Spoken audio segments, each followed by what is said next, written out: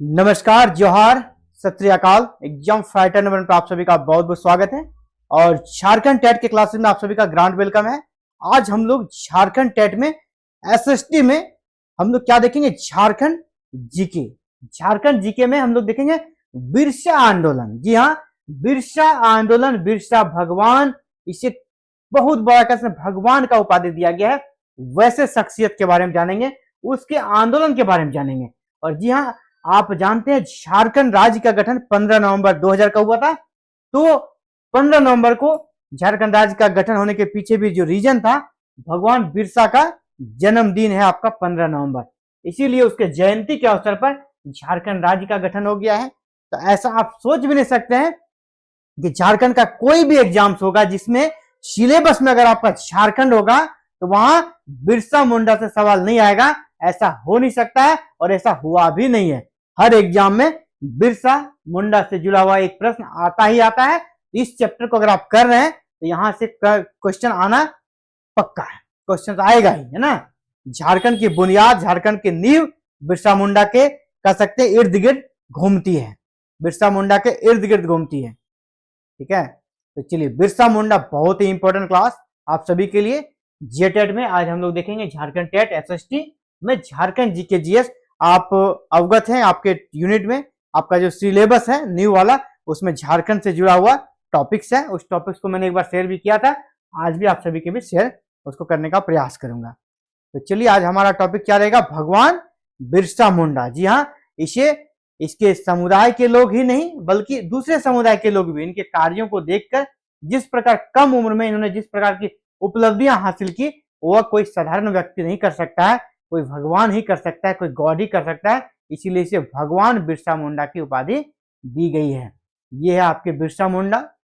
चलिए, अब क्लासेस में हम लोग एंट्री करते हैं।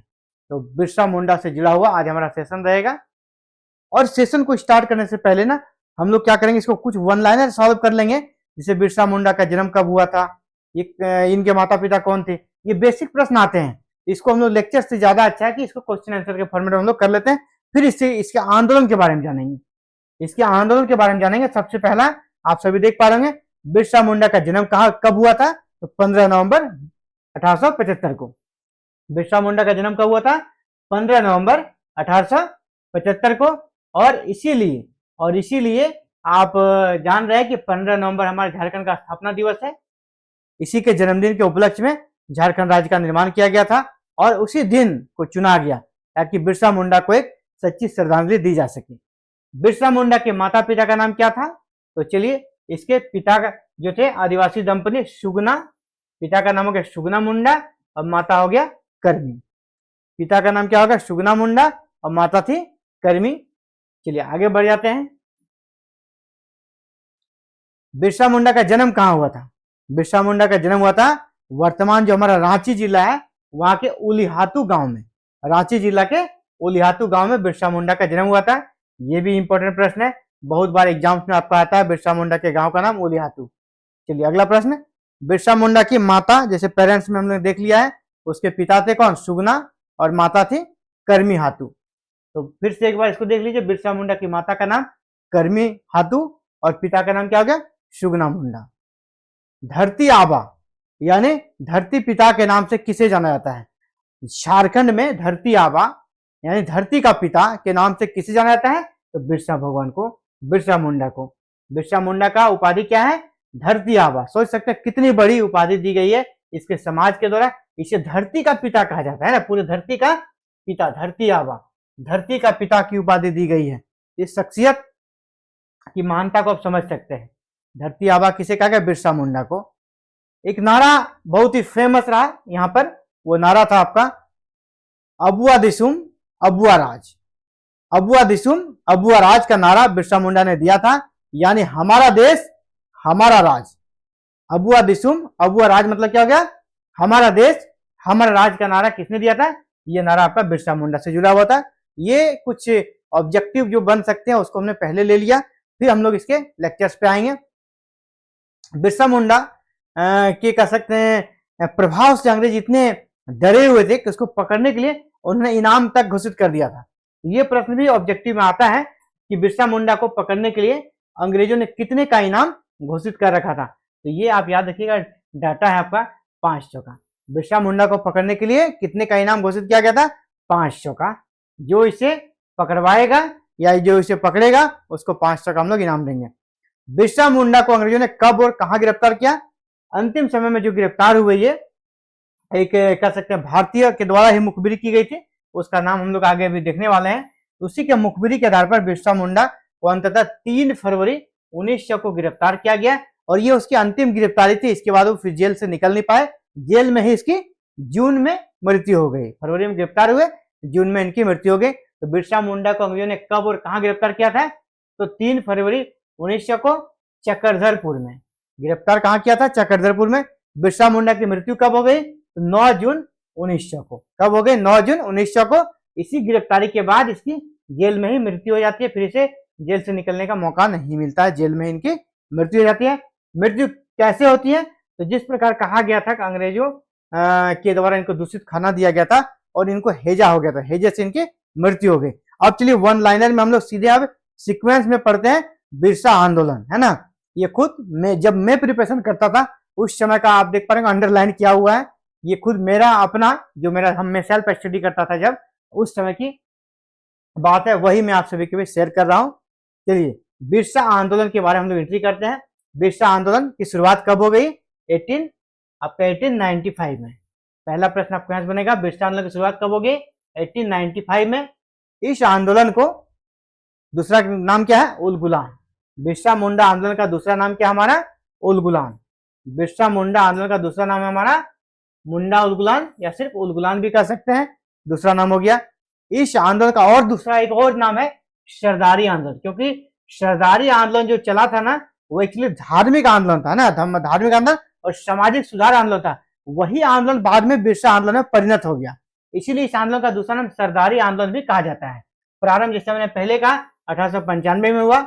यह आंदोलन है ना, राजनीतिक, धार्मिक और सामाजिक उद्देश्य में प्रेरित था। पहले राजनीतिक नहीं था, अगर देखा जाए तो पहले राजनीतिक नहीं था, पहले सिर्फ सामाजिक और धार्मिक सुधार के क्षेत्र में बिरसा मुंडा काम कर रहे थे। लेकिन जिस प्रकार अंग्रेजों का हस्तक्षेप बड़ा धर्म के क्षेत्र में, है ना, समाज को बांटने के क्षेत्र में, इसलिए अंततः बिरसा मुंडा को राजनीति में भी कूदना पड़ा और इस आंदोलन का स्वरूप क्या हो गया? बदलकर राजनीतिक भी हो गया। इस आंदोलन का अगर कारण देखा जाए तो कारण यहाँ पर 3-4 थे। पहला था खूंट कट्टी व्यवस्था। आपको समझना होगा खूंट कट्टी व्यवस्था क्या होती है। खूंट आप समझते हैं, गांव घर में नहीं, हम लोग एक खूंट के हैं, वो अलग खूंट के हैं। खूंट मतलब एक कुल होता है ना, एक कुल होता है। कुल तो पहले जो जमीन होता था आदिवासियों का, एक खूंट को पूरा जमीन दिया जाता था, किसी का व्यक्तिगत स्वामित्व नहीं होता था। जैसे मान लीजिए एक बड़ा सा कुल है तो उसको खूंट लोग बोलते थे, आदिवासी समाज को क्या बोलते हैं? कुल को खूंट। जैसे हम लोग एक ही कुल के वंशज हैं, एक वो लोग कहते थे हम लोग एक ही खूंट के वंशज हैं। तो पूरा जो जमीन का जो मालिकाना हक होता था किसी व्यक्ति का नहीं होता था, वो पूरे खूंट का होता था। खूंट कट्टी व्यवस्था में वो लोग क्या करते थे, जो जमीन होते थे जहां पे जंगल पेड़ पौधे होते उसको सफाई करके वहां पर खेती करते थे, फिर नए क्षेत्र जो उनके क्षेत्र में होता था वहां की सफाई करते थे, फिर वहां भी वो खेती करते थे। यानी जंगल को साफ करके वो कृषि योग्य भूमि में परिणत करते थे, यानी वो सारा फिर उनका अधिकार माना जाता था। वो जो खेती करने वाली जमीन बन जाती थी उस पर वो अपना मालिकाना हक समझ। लेकिन अंग्रेजों ने इस व्यवस्था को खत्म कर दिया, इस व्यवस्था को खत्म कर दिया। अब क्या हो गया? जमीन ट्रांसफर होने लगा, जमीन दूसरे के नाम से रजिस्ट्री होने लगा। इसके अलावे जब खुटखटी व्यवस्था के खिलाफ इन लोगों ने आवाज उठाया और मदद मांगी तो क्या हुआ? इन्होंने मदद के लिए किससे गुहार लगाई? मिशनरियों से। आपको पता होगा बिरसा मुंडा पहले मिशनरियों के संपर्क में थे, तो इन्होंने मिशनरियों से संपर्क स्थापित किया था। मिशनरियों ने कहा कि हाँ हम आपके समस्या का सॉल्यूशन करेंगे, लेकिन अंततः नहीं किया क्योंकि इनका आश्वासन झूठा था, तो उसके खिलाफ भी इसमें निराशा हुई। इसके बाद जब मिशनरियों से झूठा आश्वासन मिला, वहां से इन्होंने लगा कि नहीं, कुछ काम नहीं होगा, तो फिर अंग्रेजी अदालतों के चक्कर में भी ये गए कि चले कोर्ट से हमें न्याय मिलेगा। लेकिन कोर्ट में भी आप जानते हैं अंग्रेजी शासन काल में सारा निर्णय उनके पक्ष में जाता था, तो कोर्ट से भी निराशा मिली। इनको यहाँ से भी धोखा मिला मिशनरियों से, दूसरा इन्हें अदालतों से भी धोखा मिला। अब जो इनको कह सकते हैं, इनका जो कह सकते हैं कि वन जो होता है, जंगल, इनका प्राकृतिक निवास स्थान होता है आदिवासियों का। जंगल इनका प्राकृतिक निवास स्थान माना जाता है। और अंग्रेजों ने क्या किया? छोटा नागपुर वन सुरक्षा कानून लागू कर दिया। छोटा नागपुर वन सुरक्षा कानून लागू कर दिया, जिसके माध्यम से क्या हो गया, जो जंगल में ये पहले जाते थे, मन हुआ फल तोड़ लिए, मन हुआ कि हमको लकड़ी का कुछ काम है, फर्नीचर बनाना है, कुछ भी घर बनाना है, उसे काट लिए। अब वो सब बंद हो गया, जंगल में आना जाना इन लोगों पर पाबंदी लगा दी गई, है ना। यहाँ तक कि वन कानून लगाकर टैक्स भी वसूलने का प्रयास किया गया। इसीलिए ये आदिवासी समाज बिरसा मुंडा के नेतृत्व में विद्रोही हो गए, और ये था विद्रोह का कारण। विद्रोह का जो प्रारंभिक स्वरूप है, जैसा मैंने पहले कहा, ये धार्मिक और सामाजिक विद्रोह था, यानी यह इसका स्वरूप पहले क्या था, सुधारवादी स्वरूप था, है ना। समाज को सुधारने के लिए, धर्म को सुधारने के लिए इस आंदोलन की शुरुआत की गई थी। और इस आंदोलन का मुख्यालय कहाँ था, खूंटी। जब आंदोलन बढ़ गया, एक तो मुख्यालय बनना पड़ता है, इसका मुख्यालय कहाँ था, खूंटी। ये बहुत बड़ा प्रश्न है, बिरसा आंदोलन का मुख्यालय कहाँ था, खूंटी। और वो ये आंदोलन सबसे ज्यादा आपका रांची के आसपास में फैला था, इसलिए रांची का उपायुक्त पूछा जाता है, क्योंकि वही विद्रोह का दमन करने में जो उपायुक्त होते हैं उनका मेन रोल होता है। तो उस समय रांची का उपायुक्त कौन था, स्ट्रेटफील्ड। जब बिरसा मुंडा का आंदोलन हुआ तो रांची के उपायुक्त कौन थे, स्ट्रेटफील्ड, इसका नाम याद रखिएगा। और आंदोलन के दौरान इन्होंने विभिन्न लोगों को अलग अलग दायित्व दिया, जिसमें आप नाम याद रखिए, गया मुंडा। गया मुंडा को इन्होंने अपना सेनापति बनाया। तो बिरसा आंदोलन के समय बिरसा मुंडा ने अपना सेनापति किसे बनाया था, तो गया मुंडा को, है ना, सेना का नेतृत्व देखते थे। इसके बाद दोनका मुंडा, ये क्या करते थे, राजनीतिक शाखा का प्रमुख इसे बनाया गया। इसके बाद और एक नाम है सोमा मुंडा, इसे धार्मिक और सामाजिक शाखा का प्रमुख बनाया गया। यानी जब ये आंदोलन कर सकते हैं, राजनीतिक रूप ले लिया, इसके बाद भी इन्होंने अपने धर्म और समाज सुधार का काम को छोड़ा नहीं था, बकायदा एक संगठन बनाकर उसके लिए भी काम करते, जिसका नेतृत्व कौन करे, सोमा मुंडा। सोमा मुंडा धार्मिक और सामाजिक शाखा का कह सकते हैं प्रमुख उसे बनाया गया। मुंडा आंदोलन के समय एक नारा काफी फेमस हुआ था, कटोंग बाबा कटोंग, है ना। इन्होंने नारा क्या दिया, कटोंग बाबा कटोंग, है ना, या एकदम बिल्कुल एकदम काट देना है या मर जाना है, लेकिन इस बार हमको अपना राज, अभुआ राज स्थापित करना है, इसलिए नारा था कटोंग बाबा कटोंग। इसलिए आंदोलन अब क्या हो गया, हिंसक हो गया। और देखा जाए तो आंदोलन का जो चरण था वो 2 चरणों में हुआ। पहली बार देखा जाए तो ये आंदोलन चला 95 से 97 तक। इसके बाद बिरसा मुंडा को गिरफ्तार कर दिया और आंदोलन थोड़ा शांत पड़ गया। इनको लगा कि बिरसा मुंडा को गिरफ्तार करेंगे तो फिर वो आएगा तो शांत हो जाएगा, लेकिन बिरसा मुंडा आने के बाद आंदोलन और तीव्र हो गया। जब वो दूसरी बार आए तो आंदोलन और ज्यादा उन्हें तीव्र किया, और इसके बाद अंततः फिर से उसे गिरफ्तार कर दिया गया और अंततः जेल में मृत्यु हो गई। प्रथम बार कब से चला, 1895 से 1897। दूसरी बार आपका 1900 ईस्वी में फरवरी में स्टार्ट हुआ और जून तक ये फिर खत्म हो गया। बिरसा मुंडा की मृत्यु हो जाती है और फिर आंदोलन का एक तरह से कह सकते हैं दमन हो जाता है। और इस विद्रोह के दौरान बिरसा मुंडा 2 बार जेल गए। कौन सा जेल गए, डोरंडा कारागार रांची में बनाकर इसे रखा गया। तो बिरसा मुंडा कितनी बार जेल गए, 2 बार। किस कारागार में रखा गया, डोरंडा कारागार। कहां पर, वो रांची में। अब बात करते हैं बिरसा मुंडा की गिरफ्तारी जो हुई थी, मैंने बताया था एक भारतीय के द्वारा इसकी मुखबिरी की गई थी। वो भारतीय कौन थे, आपका वीर सिंह महली। वीर सिंह महली ने मुखबिरी का काम किया और इसको गिरफ्तार करवा दिया। ठीक है, बिरसा मुंडा की गिरफ्तारी बंद गांव के जगमोहन सिंह के शागिर्द यानी उनके साथ रहने वाले वीर सिंह महली के कहने पर इसे अंग्रेजों द्वारा गिरफ्तार किया गया।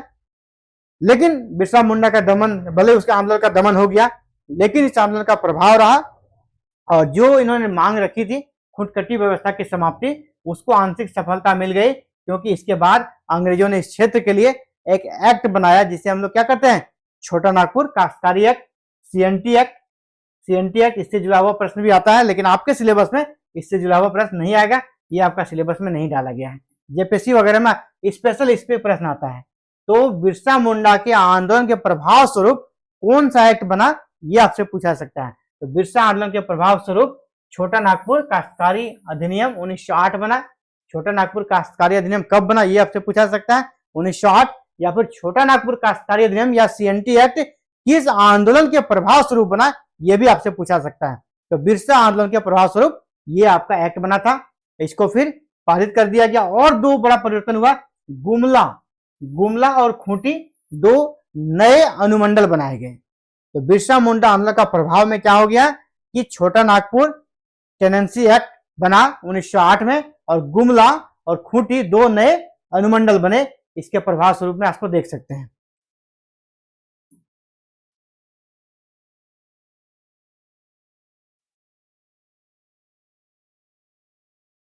इसका और एक देखा जाएगा प्रभाव में, तो नए न्यायालय की स्थापना हो गई, क्योंकि पुराने न्यायालयों से इन कह सकते आदिवासी समाज का आस्था जो है ना वो खत्म हो गया था।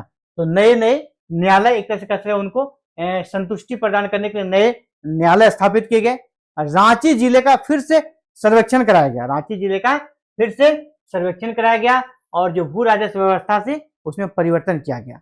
बेगारी प्रथा पर प्रतिबंध लगाने की व्यवस्था की गई। बेगारी प्रथा समझ ले हैं, अंग्रेज क्या करते थे, रेल बन रहा है या कोई उनका सरकारी प्रोजेक्ट बन रहा है, उसमें भारतीयों से काम कराया जाता था और उसको जब पैसा मांगने का नौबत आता तो उसको डांट के भगा दिया जाता था। इसी को बेगारी कहते हैं, जबरदस्ती काम कराना है ना, जबरदस्ती काम कराना और काम के बदले कुछ ना देना। तो बेगारी प्रथा को बंद करने का यहाँ पर काम किया गया। इस विद्रोह का एक अप्रत्यक्ष प्रभाव क्या हुआ, सिंहभोंगा देवता की आराधना एवं उनके प्रति समर्पण के रूप में एकेश्वरवाद का विकास हुआ। अगर धार्मिक क्षेत्र में देखा जाए यहाँ पर एकेश्वरवाद का विकास हुआ। बिरसा मुंडा किसके पुजारी थे, किसकी पूजा करते, सिंहभोंगा की। अब धार्मिक रूप से एकेश्वरवाद यानी सब सिंहभोंगा की पूजा करने लगे। विशेषकर आदिवासी समाज की मैं बात कर रहा हूँ, यहाँ पर धार्मिक एकेश्वरवाद का भी विकास हुआ।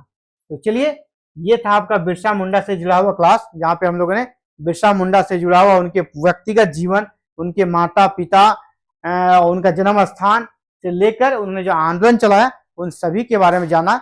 आपके सिलेबस में इसी से प्रश्न आ जाएगा, बहुत ज्यादा और डीपली जाया जा सकता है, लेकिन आपके लिए उचित नहीं होगा क्योंकि ये जेटेट है, कोई आपका जेपीएससी का सिविल सर्विस एग्जाम नहीं है। तो हम लोग को अपने लेवल के अनुसार काम करना है।